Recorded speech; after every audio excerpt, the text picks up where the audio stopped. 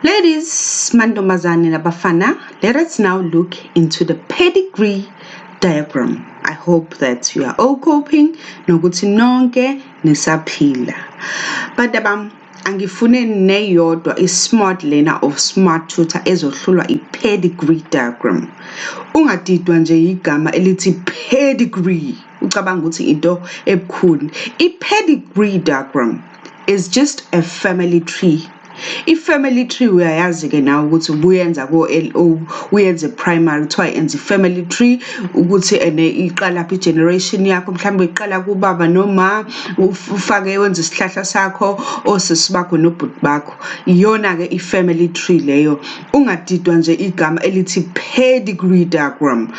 There's nothing difficult kwi-pedigree diagram, and I'm going to show you right now ukuthi lento imnandi kanjani, lento ilula kanjani ngoba ayikho into entsha la. Uzofaka nje i-knowledge wena osuyifundile kwi-genetic uzoyifaka kwi-family tree. Now, ladies and gentlemen, a pedigree diagram is used to study the inheritance of characteristic. Kushuthi ke le diagram le oyibonayo phambi kwakho isetshenziselwa ukuthi ikwazi phela ukutracer amalunga omndeni, ikwazi ukutrace ukuthi okay mina njengoba nginjena ngifuze bani, kushuthi njengoba sonke la ekhaya sinje kushuthi ubani ubaba noma uma sawathatha kuphi lama genes nayibona. So a pedigree diagram is used to study the inheritance of characteristic in family of a number of generations. So kunama generations la abukwayo. Enye yezinto fanele ukuthi uyinake wena kwi-pedigree kwi-family tree yakho in scientific kuthiwa i-pedigree. So enye yezinto fanele uyibone ukuthi mangaka ama-generation avezwayo kuleyo pedigree diagram. So then, a pedigree diagram is also called a family tree, njengoba sengishilo. So ke ladies and gentlemen, uyabona ke lapha mkwakho ukuthi khona nangethi khona yona ke le family tree engikhuluma ngayo. So kubalekile ukuthi njengoba uyibona le family tree yakho, it's very important to note izinto ezinikiwe before you rush to the questions. So for example, fanele ukwazi ukubona wena ukuthi ubani ubaba la, ubani umama la, iziphi ingane la. Futhi this is also important, your key iyona into yokuqala actually ofanele ukuthi wenze njani wena uyibuke. Your key iyona into ebaleke kakhulu because iyona ezokunika i-direction ozokwazi ukuthi uphendule ngayo ama-answer abuzwayo. Angithi siyakuzwa lokho.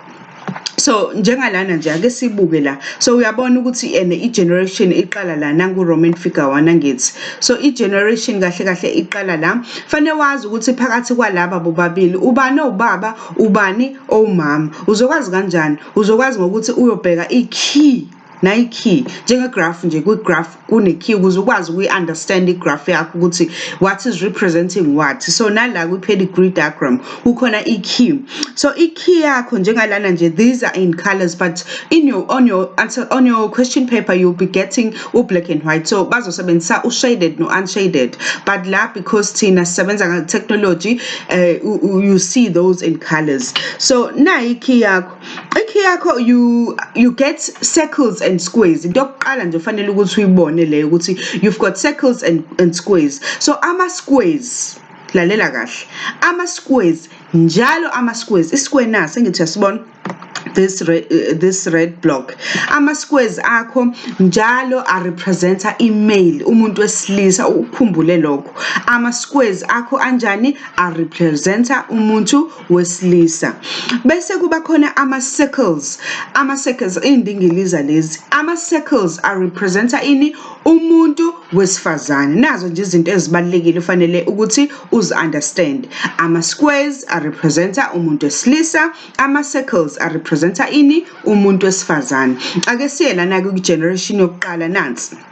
angithi uyayibona generation yakho yokuqala ukuthi kukhona ubani kukhona ubaba kukhona nobani kukhona nomama iyona nto yokuqala nje fanele ukuthi uyinake le generation yokuqala bese la phakathi kwababa nomama khona into ewuthi angithi uyabona so lo T lo ukhombisana lo T lo ukhombisa ukuthi ubaba nomama bathola ingane which would be then the second generation angithi so nayi ke manje i second generation ku Roman figure 2 angithi uyabona yebo ngiyazi ukuthi uyabona so nayi second generation so mangakubuza nje ukuthi lo baba noma banezingane ezingaki uzothi banezingane ezingaki awungibalele abaningi abafundi labadideka ngoba babala ngisho nama couples kusho ukuthi nayi couple yokuqala ngithi ubaba noma uyibona ngani couple yokuqala of course uyibona ngamehlo kodwa ubona lo T ophakathi kwabo obahlanganisayo njengoba umshado wabahlanganisa angithi asibheke la kuqala nje ungakangiphendula imibuzo ikhona yini enye couple esibonayo yes nansi enye couple esibonayo sibona ngani ngamehlo kodwa khona uT phakathi kwabo so iyona i couple futhi le eyavela so njoba kuyi couple lona umuntu osilisa ngoba uyi square akasiyena ingane yalaba uyi couple ushade nengane yabo angithi uyayibona leyo nto eyintombazane because it's a circle asize futhi la nansi enye futhi i couple angithi uyabona so akusizona ingane zabo yes ingane zabo in law or abanye but akusizona ingane zabo abayizalayo ukuthi ingane zabo zishadile so oyingane yabo la ubani yilo owumfana because uyi square washada nani washada nentombazane because iyi circle so i couple lesibili le angithi uyabona nansi futhi enye i couple this is also a couple so bashadile futhi lapho oyingane yabo bani la yilo wesilisa oyi square washada nani nalo oyi circle yentombazane so usuyabona ke la ukuthi mangaka ama couples ala ku second generation aw 1 2 3 angithi so ke umbuzo uthi zingaki izingane zalaba bazali how many children for the parents of first generation so usuzobalaka uzumbala lo so 1 nayokuqala 2 nayesibili 3 nayesithathu 4 nayes4 and 5 angithi uyabona ukuthi ingane zabo zo5 so i pedigree diagram actually can ask you anything. The very important thing that you need to note the key. You need to understand everything before you even go to the questions. Yes. Bese ke usually khona ba affected, khona ba unaffected. Usually aba affected they'll be shaded. Aba unaffected or aba normal bazoba unshaded, bazoba white. So I won't say much here because Google in color it's not really so relevant for you. I would rather show you with into black and white. Okay, so I guess there are things to note. A pedigree diagram. Firstly, the key always starts starting the given key. So njalo nje mangabe kuzovela question yakho nje when uzothola i-total la mengizovela i-question yakho shona nje kwi-key funda nje bese ushona kwi-key we analyze it, study it ukuze we understand. And then secondly, the generations. Note ukuthi mangaka ama generations njengala nje there are 3 generations. Note the number of generations. 3, the parents. Note ama parents. Don't be confused with parents and grandchildren and sisters and brothers. So you need to note ama generations. Like here there are 3 generations. Then the parents. Note the parents. Ukwazi ukubona ukuthi who is a mother, who is a father, who is a son, who is a daughter njengoba sengikhombisile. And then 4, you need to know who is a male, who is a female. So the males are always in squares. You also need to know who is a female. The females are always in circles. You need to know those that are affected. So those that are affected usually will be shaded, and those that are normal will be unshaded.